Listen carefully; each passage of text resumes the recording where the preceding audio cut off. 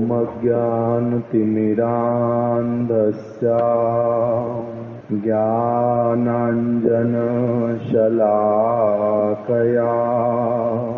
चक्षुरुन्मीलितं येन तस्मै श्री गुरवे नमः।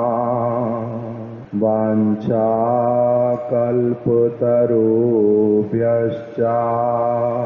कृपासिन्धुभ्य एव च पतितानां पावनेभ्यो वैष्णवेभ्यो नमो नमः। श्रीकृष्ण चैतन्य प्रभु नित्यानंद श्री अद्वैत गदाधर श्रीवासादि गौर भक्त वृंद। हरे कृष्णा कृष्णा कृष्णा हरे हरे, हरे राम राम राम हरे हरे। हम लोगों ने शिला भक्ति विज्ञान भारती गोस्वामी महाराज जी की जो कथा है उसको हमने कुछ दिनों से श्रवण करना प्रारंभ किया हुआ है। अभी हम लोग जिस विषय पर पहुंचे हैं वो है कि किस प्रकार से शिला महाराज जी का श्री बट कृष्ण प्रभु और श्री मधुसूदन ब्रह्मचारी जी के माध्यम से गौड़िया मठ से परिचय हुआ और फिर किस प्रकार से गुरु वर्गों के साथ में उनका संपर्क होना प्रारंभ हुआ, दीक्षा इत्यादि हो गई, मठ में वास प्रारंभ हो गया। कुछ वर्ष उसी में भी व्यतीत हो गए। उनके गुरु महाराज जी ने उनको कुछ भक्तों के साथ में प्रचार सेवा कार्य के लिए भी भेजा। अभी मठ के दायित्व को भी कुछ कुछ साथ में लेना प्रारंभ किया। भिक्षा के लिए जाना है, कथा कीर्तन करना है। प्रचार दो प्रकार का, एक प्रकार का प्रचार है जिसको कहते हैं भिक्षा प्रधान प्रचार और दूसरा प्रचार होता है प्रचार प्रधान भिक्षा। अर्थात एक मन में उद्देश्य लेकर के गए हैं कि हम लोगों को क्या करना है, भिक्षा इकट्ठे करने के लिए जाना है। जैसे नवद्वीप धाम परिक्रमा से पहले हमारे गुरुदेव मथुरा से हमारे तीर्थ महाराज जी को बोलते थे कि आप अब नवद्वीप चले जाओ, बंगाल में चले जाओ। वहाँ पर क्या करना है, दो चीजें, बंगाल प्रचार में जाना है और क्या करना है, नवद्वीप धाम परिक्रमा के लिए लोगों को निमंत्रण करना है और सबको प्रेरित करना है अच्छी तरह से कि सारे आएं और उनसे नवद्वीप धाम परिक्रमा के लिए चावल, दाल, आलू, कुछ पैसे जो वो लोग सहयोग कर पाए उनसे वो भी लेकर के आना। तो उस प्रकार से 5 महीने के लिए 4 महीने के लिए गुरुदेव भेजते थे हमारे तीर्थ महाराज जी को। साथ में कुछ भक्त लोग भी जाएंगे और भक्त लोग भी जाएंगे। तो ये इसमें दो उद्देश्य एक साथ में, एक क्या है प्रचार और दूसरा क्या है भिक्षा। तो अभी जो व्यक्ति भिक्षा को बहुत अधिक गुरुत्व दे देते हैं और प्रचार जो है वो उनका मुख्य वस्तु नहीं रहता, उसको खराब कहा जाता है। और जिनका प्रचार मुख्य उद्देश्य रह जाता, साथ ही साथ में जो भिक्षा कुछ मिलती है वो ग्रहण करना और भगवान की गुरु जी की सेवा में ला करके दे देना, इसको अच्छा माना जाता है। तो इसीलिए अभी श्रील माधव गोस्वामी महाराज जी ने महाराज जी को श्री मधुसूदन ब्रह्मचारी, श्री विजय कृष्ण ब्रह्मचारी इत्यादि और कुछ भक्तों के साथ में कहाँ भेज दिया, कुछ कुछ स्थानों पर प्रचार करने के उद्देश्य से जाएंगे और वहीं पर अपनी आप से भिक्षा के रूप में जो कुछ भी मिलता है वो भी लेकर के आना है। अभी उसी में महाराज जी को जो गौड़िया मठ के सबसे पहले व्यक्ति मिले श्री मधुसूदन प्रभु, वो भी साथ में थे। उन्होंने कथा कीर्तन करना है और इन भक्तों ने और जो भक्त गए उन्होंने भी उनको कीर्तन में सहयोग करना है। अभी वहां पर जो श्री मधुसूदन ब्रह्मचारी, उनकी कुछ वस्तुएं महाराज जी के नोटिस में आनी प्रारंभ हुई कि भिक्षा में जो वस्तु मिलती है वो उसमें से कुछ कुछ वस्तुओं को अलग से संभाल करके रखते, और बीच में जब उनकी इस प्रकार के घी इत्यादि के द्वारा घी का उलट जाना, छिपा करके रखा था किंतु सबको पता चल जाना, इस प्रकार की परिस्थिति के कारण उनका क्या हुआ, उनको लज्जा आ गई मन में, और भक्तों ने भी बोला कि आप ऐसे वाला काम क्यों करते हो, अलग से छिपा करके क्यों रखते हो, कुछ कुछ थोड़ा सा बोल दिया। और उन्होंने क्या किया, उन्होंने बहाना बना करके वो वहीं से चले ही गए, और अभी कथा किसी और ब्रह्मचारी को बोल गए बोलने के लिए। अभी कथा कीर्तन का प्रोग्राम तो पहले से ही फिक्स था कुछ दिनों तक का, इस दिन आपके यहाँ पर आएंगे, इस दिन आपके यहाँ आएंगे, ऐसे करके फिक्स था, तो छोड़ के नहीं जा सकते। कार्यक्रम पूरा हो गया जैसे कैसे कर, किंतु मधुसूदन ब्रह्मचारी जी बीच में से चले गए। अभी महाराज जी जब अपने गुरु महाराज जी से मिले तब उनके साथ में उन्होंने क्या किया, वार्तालाप किया कि मेरे मन में कुछ दुविधा चल रही है, असुविधा चल रही है, कि पहले तो मेरी इनके प्रति अलग प्रकार की एक भावनाएं थी, मधुसूदन प्रभु के प्रति एक एप्रिसिएशन था अलग प्रकार का, और अभी किंतु कुछ कुछ उनमें मेरे को जो है ठीक चीजें नहीं लगती, किंतु उन्होंने मेरे को अच्छी चीजें भी आप लोगों से इंट्रोड्यूस भी कराया, आगे भी बढ़ा करके ले आए, कुछ कथा कीर्तन भी सुनाया था, और अभी किंतु उनकी कुछ कमियां भी मेरे को दिखलाई पड़ रही हैं। तो अभी मैं उनके साथ में व्यवहार जो है अपना किस प्रकार से रखूं, इस प्रकार का प्रश्न जो है शिला माधव गोस्वामी महाराज जी के सामने उन्होंने रखा था। शिला माधव गोस्वामी महाराज जी ने उनको कुछ उपदेश प्रदान किए थे 7-8 दिन के भीतर में, उसी में से हम लोगों ने अभी कुछ उपदेशों को श्रवण किया है। पहला उपदेश जो मुख्य रूप में है उसमें श्रवण किया था कि ये मधुसूदन ब्रह्मचारी जी जो हैं ये आपके शुभ चिंतक हैं, आपको मठ में भी लाने में उन्होंने सहायता की है, और आपके गुरु भ्राता भी हैं, इसीलिए बंधु हैं आपके।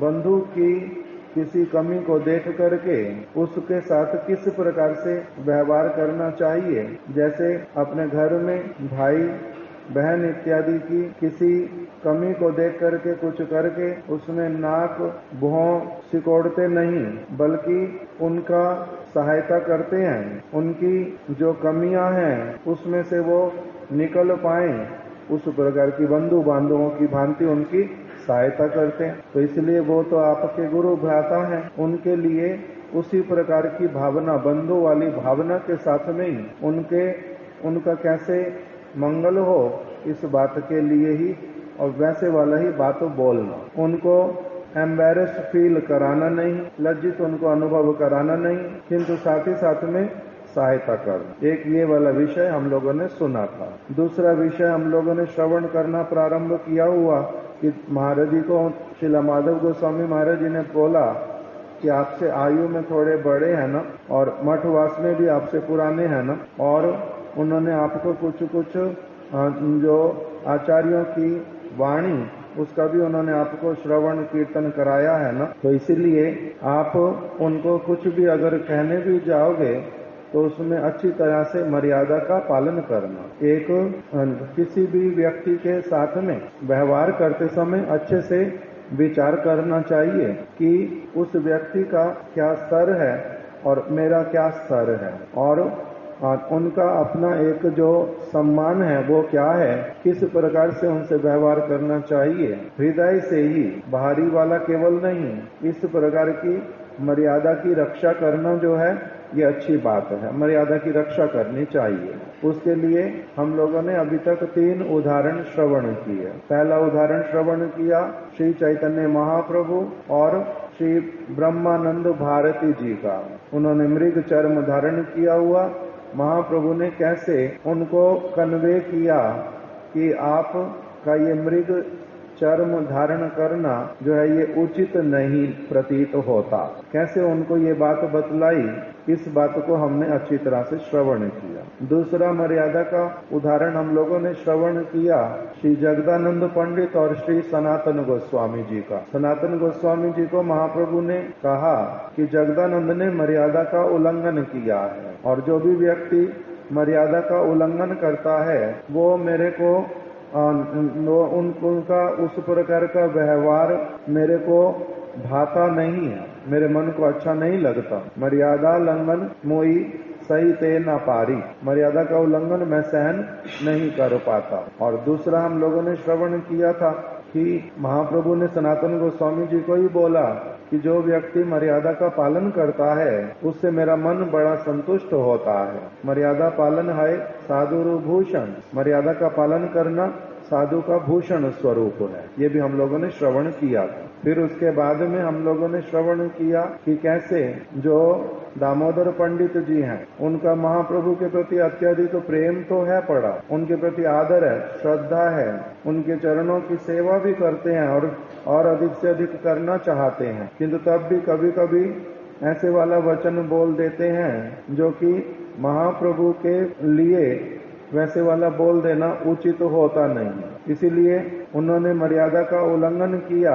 महाप्रभु इसलिए उनको बुलाना देते हैं अलग अलग प्रकार से और समझाते हैं कि ऐसा करना आपको रोकना पड़ेगा, ऐसा करना उचित नहीं है आपका। सबको एक ही प्रकार से बात नहीं बोली जाती। इस प्रकार का मर्यादा का बात हमने तीसरी कथा में भी सुना। अभी तक इसमें विस्तार बहुत सारी वस्तुओं का होने पर भी हमने अभी तक यहीं तक श्रवण किया है। अभी शिला भक्ति दयित माधव गोस्वामी महाराज जी, उन्होंने शिला महाराज जी को और एक बात बतलानी जो प्रारंभ की, आज हम उसको प्रारंभ कर रहे हैं। उन्होंने एक बात बोली, ठेके शेखार व्यवस्था समीचीन नहीं। ये बंगाली भाषा में उन्होंने बोला, ठेके शेखार व्यवस्था समीचीन नहीं। इसका अर्थ क्या होता है?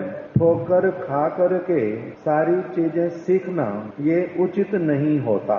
ठोकर खा करके ही मैं सारी चीज सीखूंगा, ये वाला विचार उचित नहीं होता। इसके लिए हमारे गुरुदेव भी उदाहरण देते थे। श्रील माधव गोस्वामी महाराज जी ने जो बात बोली वो भी अभी हम श्रवण करेंगे। क्या कहा उन्होंने?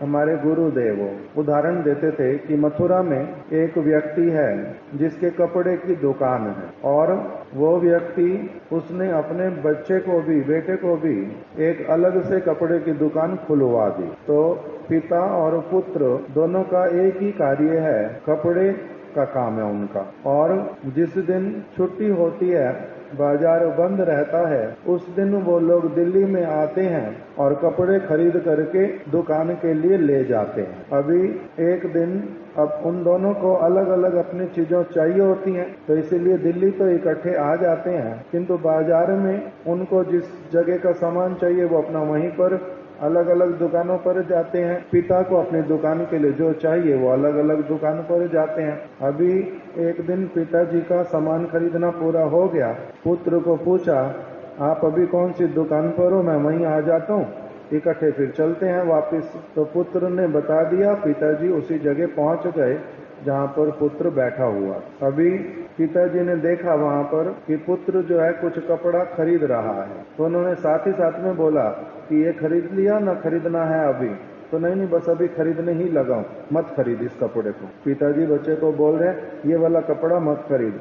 मैं 1 महीना पहले मैंने भी ये वाले कपड़े खरीदे थे और लेके गया था, उसकी शिकायत आई है बहुत अधिक। लोग अलग अलग जो कपड़ा ले गए थे सबकी तरफ से अलग से शिकायत आई है, इसलिए ये वाला कपड़ा मत ले, इसमें कंप्लेन है बहुत ज्यादा। तो बच्चे ने छोड़ दिया साथ साथ में और आ गए। तो गुरुदेव कथा में बोल रहे हैं कि पिताजी को अनुभव था एक चीज का, पिताजी को एक चीज का अनुभव था, इसलिए पिताजी ने क्या किया, बच्चे को बता दिया कि ये वाला कपड़ा जो है इसमें कंप्लेन आती है, इसको नहीं खरीदना। और पुत्र ने क्या किया, उनकी बात को मान लिया, वो कपड़ा लिया नहीं। तो वो उसके लिए अच्छा हुआ न खराब हुआ? अच्छा हुआ, तो इसी बात को ही श्रीला माधव गोस्वामी महाराज जी बोल रहे हैं कि देखो ठोकर किसने खाई? दोनों पिता और पुत्र में से पिताजी ने खाई है ठोकर।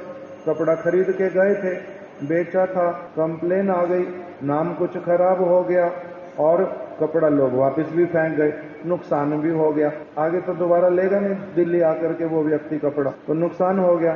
तो पिताजी ने अपने अनुभव की बात बच्चे को बता दी। तो गुरुदेव कह रहे हैं अगर बच्चा बोले कि आप अपने काम से काम रखो, आप अपने काम से काम रखो, मैं कपड़ा खरीद रहा हूँ, मेरे को कुछ परामर्श देने की आवश्यकता नहीं है। अगर सचमुच में मैं खरीदूंगा, दुकान पे बेचूंगा, लोग ले जाएंगे, कंप्लेन आएगी, मेरा नुकसान होएगा, तब मैं सीख लूंगा, आगे नहीं खरीदूंगा। अगर वो इस प्रकार का विचार करे तो उसको बुद्धिमानी कहेंगे ना मूर्खता कहेंगे? मूर्खता कहेंगे। तो इसीलिए बताया कि क्या करना, ठोकर खा करके ही सारी चीजें सीखना उचित नहीं होता, मूर्खता के अंतर्गत आता है। बुद्धिमानी किसको कहते हैं? किसी दूसरे ने अगर ठोकर खाई है तो मैंने क्या करना, उसने ठोकर खाई है, उससे मैंने सीख ले लेनी और मैंने ठोकर नहीं खानी। जैसे मान लो मेरे आगे कुछ लोग सड़क पर चलते हुए जा रहे हैं, कोई एक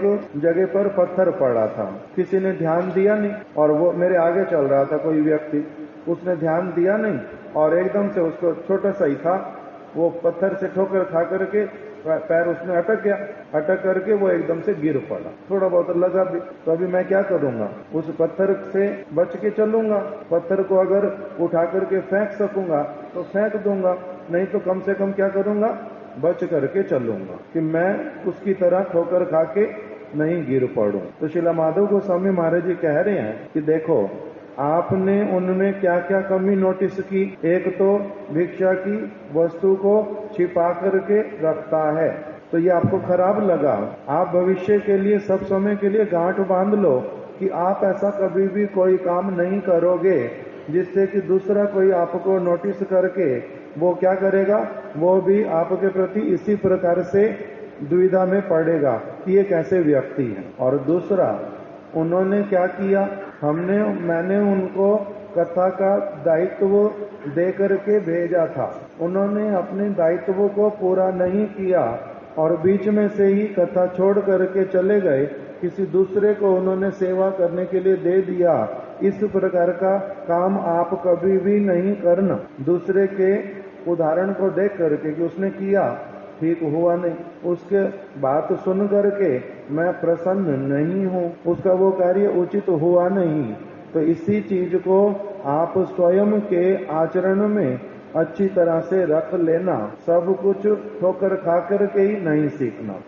उनके श्रीला माधव गोस्वामी महाराज जी के शब्दों में उन्होंने क्या कहा, हम अभी वो श्रवण करते हैं। उनके असदाचार के द्वारा कदापि स्वयं प्रलोभित नहीं हो जाना। क्या बोल दिया कि कोई अगर व्यक्ति असदाचार करता है, जैसे मान लो दो भाई घर में रहते हैं, तो एक भाई जो है उसने 5 बार माता पिता की बातों को नहीं माना, तो दूसरा भाई उसने भी मानना, किसी काम को बंद कर दिया, किसी चीज को मानना बंद कर दिया। अभी माता जी कह रही हैं कि तू तो अच्छा था, तू तो सारी बात मानता था, अब तेरे को क्या हो गया, तू क्यों नहीं बात मान रहा? तो वही जब नहीं मानता बार बार, वो तो करता नहीं, उसको तो कुछ कहते नहीं हो, मैं क्यों करूं, मेरे से क्यों आशा रखते हो, मैंने भी नहीं करना। क्योंकि क्या करते हैं, कंपैरिजन करते हैं, नकल उतारते हैं, उसी तरह का सोचते हैं।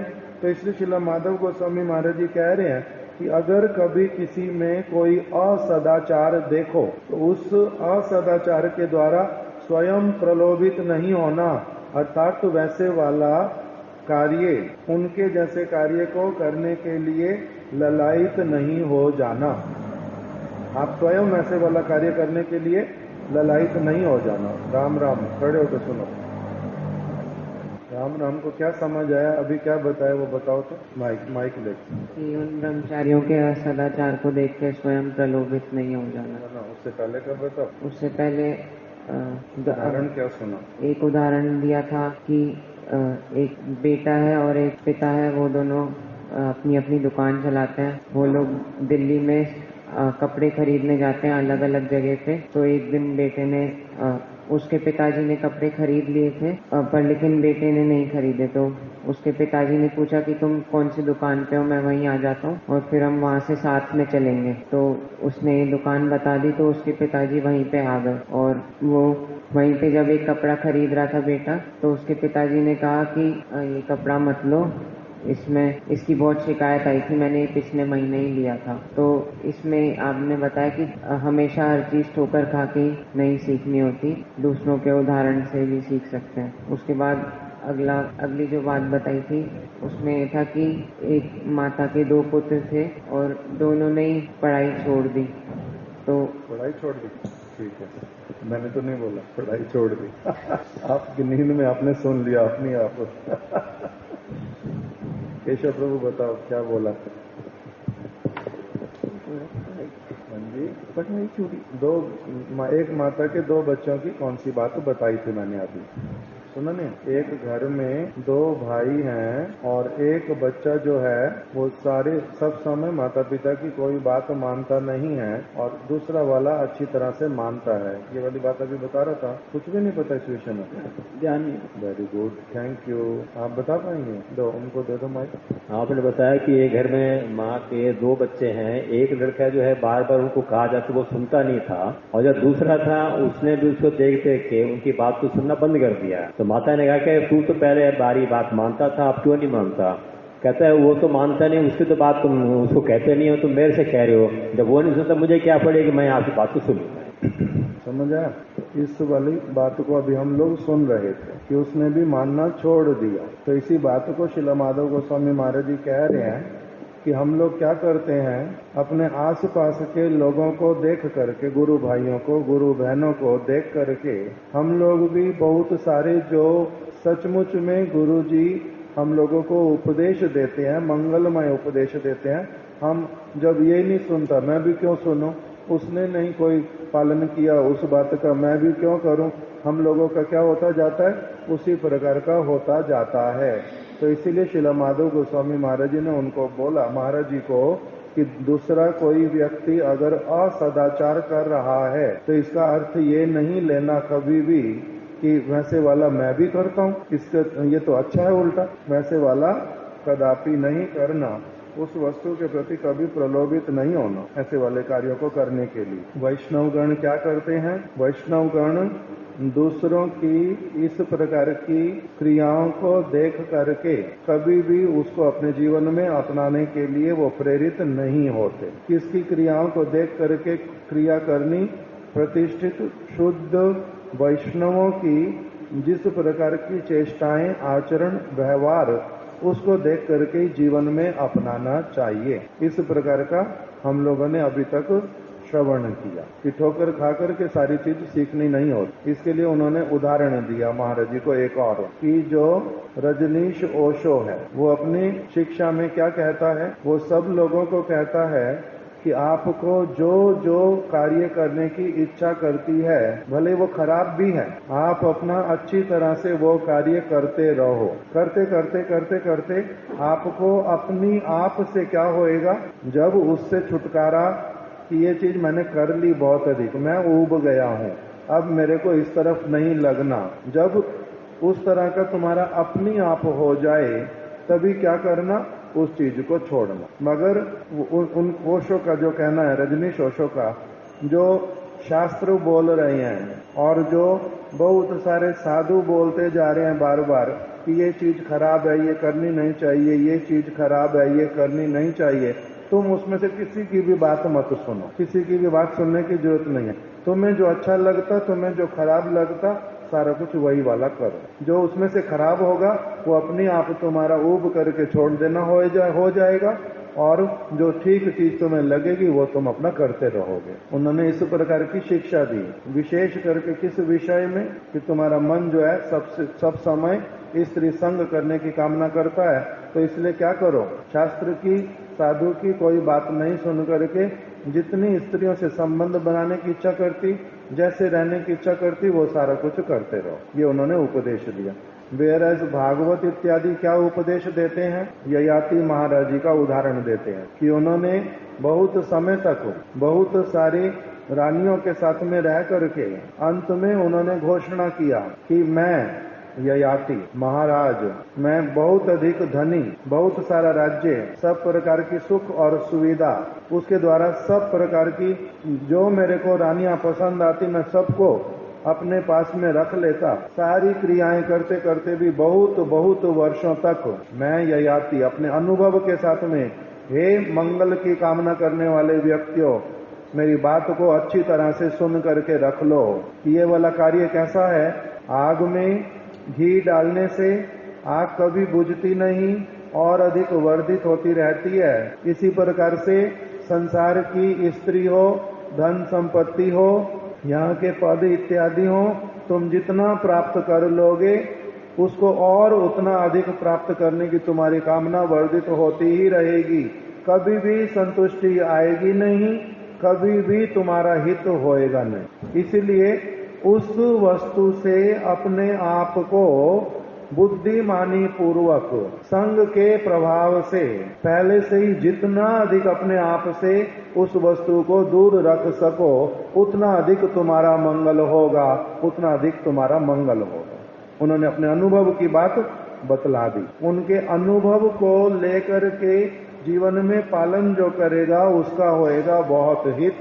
जो कहेगा मैं जब तक स्वयं अनुभव नहीं कर लेता सारी चीजों को, मैं इनकी बात पर विश्वास नहीं करता, तो वो क्या करेगा, समय अपना बहुत सारा नष्ट करेगा, अपना अनेक प्रकार का कष्ट पाएगा, अमंगल करेगा, और मंगल उसका फिर कब प्रारंभ होएगा, कौन से जन्म में, ये भी पता नहीं चलेगा। तो इसीलिए श्रील माधव गोस्वामी महाराज जी ने रजनीश ओशो के विचार को बतला करके श्रील महाराज जी को बतलाया, जो देखो सारी वस्तु कभी भी अनुभव के द्वारा प्राप्त करके सीखना ये बुद्धिमानी नहीं होता। जो गुरु वर्ग बड़े कृपा करके अपने अनुभवों को हमारे को बतला गए हैं, उनके अनुभवों को जीवन में ग्रहण करके क्या करना, उसको अपना पालन करना। इसलिए उसी से ही सीख ले लेना। हमारे को क्या शिक्षा दी गई है कि स्वतंत्रता कदापि नहीं करना। दूसरा, असदाचार, कभी भी असदाचार पालन नहीं करना। असदाचारी व्यक्ति का अमंगल होता है। और गुरु वर्गों के द्वारा प्रदत्त सेवा को, गुरु वर्गों के द्वारा प्रदत्त जो सेवा इत्यादि है उसमें दायित्व का जो बोध है उसको अच्छी तरह से हृदय में रखना, उससे कभी भी अलग नहीं हटना। इस प्रकार का उपदेश प्रदान कर दिया। और उसके साथ में कहा, दूसरों की दुर्बलता दिखाई देने पर स्वयं को और अधिक सतर्क होना चाहिए। अगर किसी की कोई कमी देखते हो तब उसके द्वारा क्या करना, उस वो वाली कमी मेरे में तो नहीं है कहीं, इस वस्तु को लक्ष्य करना। दूसरों की दुर्बलता को देख करके स्वयं को और अधिक सतर्क करना, उल्टा कि मेरे को क्या करना, सावधान हो जाना, यही भूल मैं ना कर बैठूं। कोई व्यक्ति हमारे दुर्वासा मंदिर में, मथुरा में दुर्वासा मंदिर है हमारा, वहाँ पर मंदिर तो नहीं, पास में गौशाला है। गौशाला में एक टैप लगा हुआ, वो ऊपर ही खुलता है, बस जैसे खेत में होती हैं चीजें। तो जो फर्श बना हुआ है वहाँ पर चारों ओर फिसलन है, काई थोड़ी थोड़ी जमी हुई है। तो अभी कोई वहाँ पर, हमारी पूनम दीदी हाथ धोने के लिए गई, वो गिर पड़ी, फिसल गई, अभी फ्रैक्चर हो गया, हाथ में प्लास्टर कराना पड़ा। अभी दूसरा कोई व्यक्ति उस जगह पर जाएगा, उसको क्या करना चाहिए, सावधानी बरतनी चाहिए कि मैं फिसल ना जाऊं, मेरे हाथ में भी नहीं तो फ्रैक्चर हो सकता है। उन्होंने, पूनम दीदी ने वही बात किसी को बतलाई, उन्होंने सुन भी ली। 2 दिन के बाद में वो फिर बिना किसी सावधानी के वहीं गया, वो भी फिसल गया और उसका भी हाथ टूट गया। तो अच्छा हुआ। तो जैसे अब ये वाला किसी के साथ हुआ तो दूसरा व्यक्ति क्या करेगा, उसमें सावधानी बरतेगा। अगर दूसरे ने सुन करके भी सावधानी नहीं बरती तो इसका मतलब उसको क्या कहेंगे, पागल। तो इसी प्रकार से श्रील माधव गोस्वामी महाराज जी कह रहे हैं कि अभी कौन सी बात यहाँ से, दूसरों की दुर्बलता दिखलाई देने पर स्वयं को और अधिक सतर्क होना चाहिए। अगर किसी में कोई दुर्बलता है, गलती करता है, कोई कमी करता है, उसके द्वारा स्वयं को उल्टा क्या करना चाहिए, सतर्क, कि मैंने ऐसे वाला काम नहीं करना। कैसे कैसे एक व्यक्ति का बहुत अच्छे वाले विचारों से नीचे पतन होता है, इस वस्तु को देख करके सतर्क होना चाहिए जो मेरे को उस प्रकार की असावधानी नहीं बरतनी और मेरे को इस प्रकार का अपने जीवन में कुछ भी जो है नहीं देखना। मेरा भी हाथ टूटे, मेरा भी कुछ और हो, परेशानी हो, पहले से क्या हो जाता हूँ, सावधान हो जाता हूँ। तो इसीलिए आप भी अभी उनकी जिस कमियों को देखा है उस प्रकार के कमियों के प्रति कभी भी प्रलोभित तो होना नहीं, वैसे वाला कार्य करने के लिए कभी भी मन में बात लाना नहीं, और साथ ही साथ में जो अधिक सतर्कता वो अपने जीवन में आप बरतना। ठेके शेखार, क्या वचन था वो, धीरू प्रभु लिखा था बंगला वाला वचन, ठेके शेखार व्यवस्था समीचीन नहीं। ठेके मतलब ठोकर खाके, ठेके शेखार सीखना, ठोकर खा करके सीखना, ये वाला उचित बात नहीं है कि मैं ठोकर खा करके ही सीखूंगा। बिना ठोकर खाए ही किसी के उदाहरण से, किसी के शिक्षा से, अपने आप से बिना ठोकर खाए ही बहुत सारी बातों को सीख लेना चाहिए। सारी चीज ठोकर खा करके नहीं सीखनी चाहिए। आज यहीं तक की कथा को रखते हैं। हम लोग 10 बजे तक की कथा करेंगे नित्य प्रति, 9 बजे से 10 बजे तक। आज 10 अभी बज गई, यही वाली कथा आज यहीं रखते हैं, कल इससे आगे श्रवण करेंगे। वांछा कल्पतरुभ्यश्च कृपा सिंधुभ्य एव च पतितानां पावनेभ्यो वैष्णवेभ्यो नमो नमः।